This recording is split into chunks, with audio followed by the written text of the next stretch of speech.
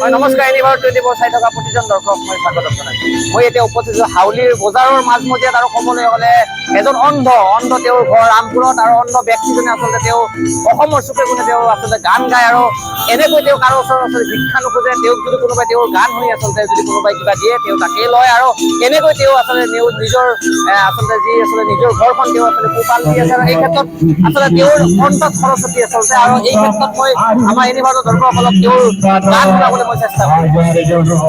হাজারি মনতি জুই রোধারু আখে পথ জুড়িছে জুই সন্ত্রক আরু প্রতিবাদর হাজার জনর হাজারি মনতি জুই রোধারু আখে পথ হিংসারে ধুয়া আবরে রাখা শান্তির বা তো নাই হিংসারে ধুয়া আবরে রাখা শান্তির বা তো নাই বরদই শিলাজনী আহিব শিবন বয়স লাগে নমিন পালি বয়স লাগে নমিন পালি এবারে তো তাহায় মহাবতে ভুলবাই আপক পাইবি আনসুন শান্তির ধুমুয়ায়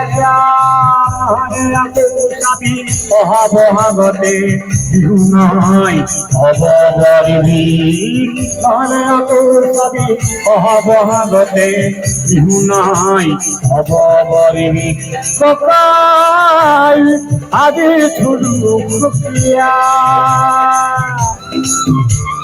যদি আপুনি ইমান সুন্দৰ গান আপোনাৰ কণ্ঠত আচলতে সৰস্বতী বাস কৰে, যদি মিউজিক নোহোৱা কৰি যদি আমাৰ এনিভাৰতৰ দৰ্শকসকলক যদি আপুনি এটা গান শুনাই এখন মিউজিক গাব পাৰি, হয়, যদি দুভাষী যদি গাই শুনাই। সদেখৰ সৌদিখে উজলি উঠিছে তেজৰ বেলেৰে জ্বলা জুই হতাশ হৃদয় আত্মাই কান্দিছে আইৰ চৰণ বেধিছো আইৰ চৰণ বেধিছো। আৰু যদি ডক্টৰ ভূপেন হাজৰিকাৰ যদি একে গাই শুনাই।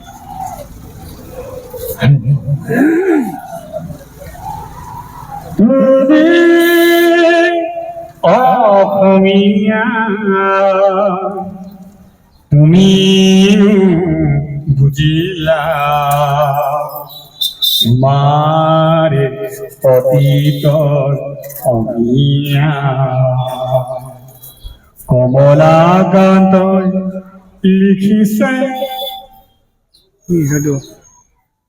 কোনে ঠিক আছে, আচলতে ধন্যবাদ দিব লাগিব এখেতক আৰু এখেতৰ যি কণ্ঠত আচলতে সৰস্বতী বাস কৰিছে বা সৰস্বতী বাস কৰে, কিয়নো এখেতৰ যি আচলতে যি প্ৰতিভা ভাৰতবৰ্ষৰ বিভিন্ন প্ৰান্তৰ বিভিন্ন লোকৰ কাণলৈ যোৱাটোৱে আমি আচলতে বিচাৰিছোঁ। কাৰণ এনেকুৱা আচলতে যি আচলতে কণ্ঠশিল্পী এজন অন্ধ মানুহ এজনে আচলতে এনেকৈ কাৰো ওচৰত শিক্ষা নোখোজে, এনেকৈ আচলতে গান পৰিৱেশন কৰে। তেওঁ যি মধুৰ যি আচলতে সংগীত পৰিৱেশন কৰি তেওঁ যোনে আচলতে যি দিয়ে তাকে তেওঁ লৈ আচলতে নিজৰ সংসাৰখন পোহপাল দি আছে। আৰু মোৰ কেমেৰা সতীৰ্থ সহযোগত মই কৌশিক দাস, এনিভাৰ 24।